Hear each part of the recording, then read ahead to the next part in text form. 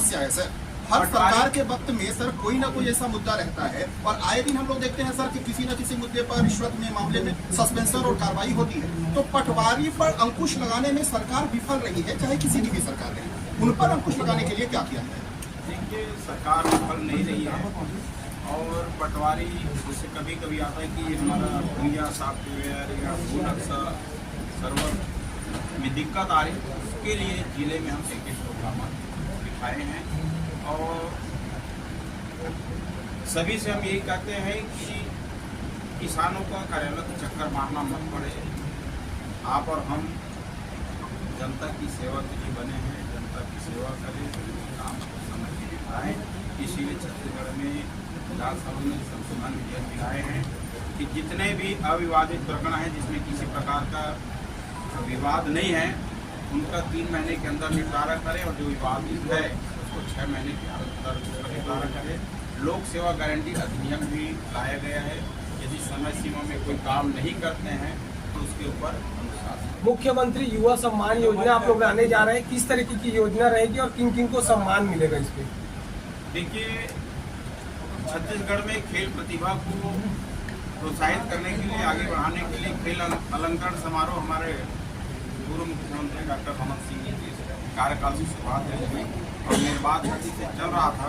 2018 में सरकार बदलने के बाद ये अलंकरण समारोह बंद हो गया था। भारतीय जनता पार्टी की सरकार आने के बाद फिर से ये अलंकरण शुरू किए हैं।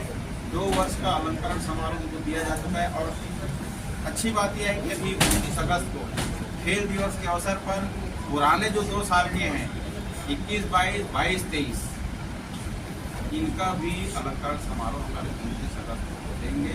खेल को आप आगे बढ़े, खेल को अच्छे से दें, ये हमारी भारतीय जनता पार्टी की और हमारे प्रदेश की मुख्य विश्वविद्यालय। अलंकरण तो कर रहे सर आप लोग, पर कई खिलाड़ी हैं, नौकरी का भी इंतजार कर रहे।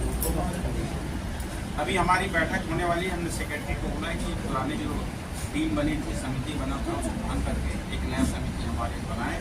तो समिति की पहली बैठक हुई, ये विषय आएगा।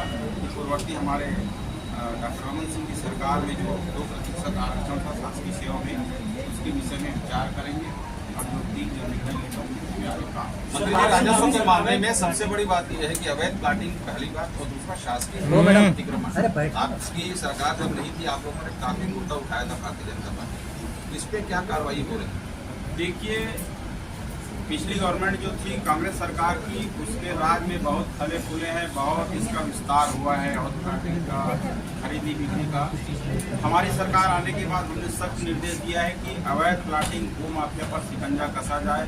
जहाँ जहाँ अवैध प्लाटिंग हो रही है वहाँ के रोड को ब्लॉक करवा रहे हैं, वहाँ पे नोटिस बोर्ड चिपका रहे हैं कि ये कॉलोनी अवैध है, ये प्लाटिंग अवैध है, इसकी खरीदी न करें और साथ ही इसकी रजिस्ट्री और नामांकन पर भी रोक लगाएंगे सभी जिलों में। सर, बाढ़ से निपटने के लिए क्या? बाढ़ से निपटने के लिए हमारी पूरी तैयारी है। जहाँ जहाँ पे नदी गिरी है वहाँ पे विशेष रूप से हमने जिला का भी बैठक ली है। 3-4 जिले हमारे कलेक्टर को विशेष रूप से निर्देश दिए हैं कि बाढ़ से आपदा से निपटने के लिए किया जाए और इसके लिए मैं भी बताया कि पीछे से हटाना की राशि भी हमने जिला राजधानी में जल भराव के लिए और जल भराव दूर कैसे हो इसके बारे में हमारे कमिश्नर हैं, हमारे राज्य सूरज जी दौरा कर रहे हैं। दौरा करके जो प्रोत्साहन राशि कितना दिया जाता था इसका मुझे आइडिया नहीं है, पर इस समय अभी जो पिछला हमने किया था उसमें 1.5 करोड़ रुपया प्रोत्साहन राशि बांटे थे और इस समय भी वही तैयार है।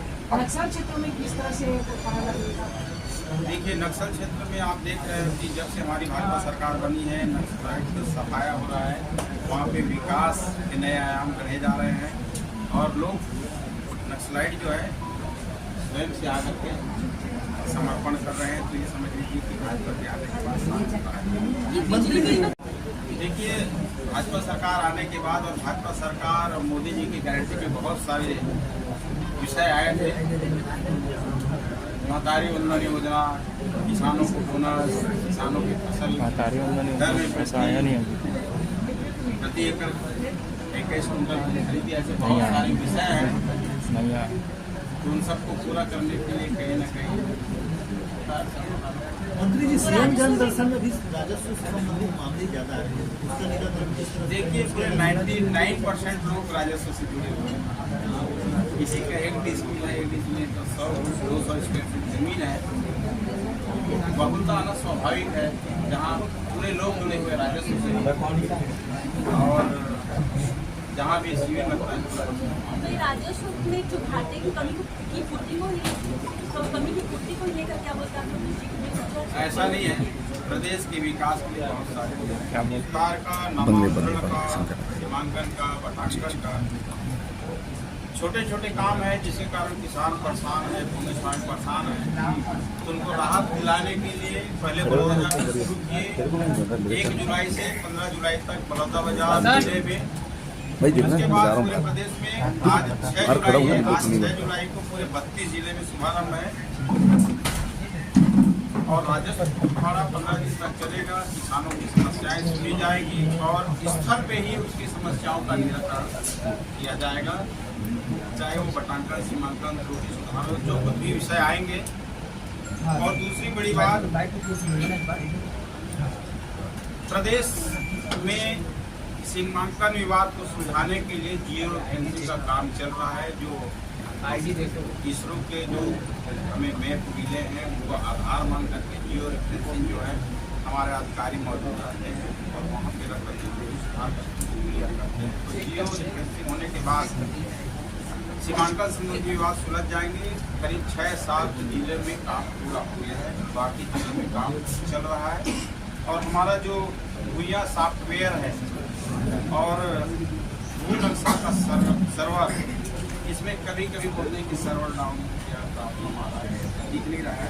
तो इसमें सॉफ्टवेयर में संशोधन किया जा रहा है और इनकी क्लाउड की स्पेस को बढ़ाया जा रहा है ताकि इसमें भी कोई दिक्कत मत हो। पटवारियों को जो बीच बीच में समस्या आती है सॉफ्टवेयर में, तो उनके लिए जिले में एक प्रोग्रामर वहाँ पे बैठाया जा रहा है ताकि कहीं भी कुछ दिक्कत हो हमारा प्रोग्रामर ठीक कर सके। और सबसे बड़ी बात कि अभी वर्षा को देखते हुए हमारे राजस्व आपदा प्रबंधन विभाग की तरफ से पूरे जिले को 143 करोड़ 54 लाख रुपये भेजे गए हैं, जिसमें बाढ़ से प्रभावित मकान क्षति का मुआवजा, आकाशीय बिजली गिरने से हानि, पशु हानि, डूबने से मृत्यु, राहत शिविर, अग्नि दुर्घटना, इन सब में ये राशि का उपयोग किया जाएगा। राजस्व पखवाड़ा में हमें उम्मीद है कि किसानों की जो समस्याएं हल होंगी, किसानों को सुविधा होगी, इसका लाभ मंत्री सबसे बड़ी बात, देखिए पटवारियों से हमारी बात हुई, उनके अध्यक्ष भी आए थे। मैं कहा बिना वजह के जिस मामले को क्यों दे रहे हो, उनका कहना है कि सारंगढ़ में जो पटवारी को निलंबित किया जाए उसको बाहर किया जाए। हमने उस विषय को देखा है, NIC से उनका पेपर भी निकलवाया है, उसमें पटवारी की गलती निकली है। अध्यक्ष को हम बोले हैं कि भाई पटवारी का निलंबन हो गया, निलंबन जो है पूरे सर्विस काल के नहीं रहती, एक समय आने से 2 महीने 4 महीने बहाल कर दिया जाता है।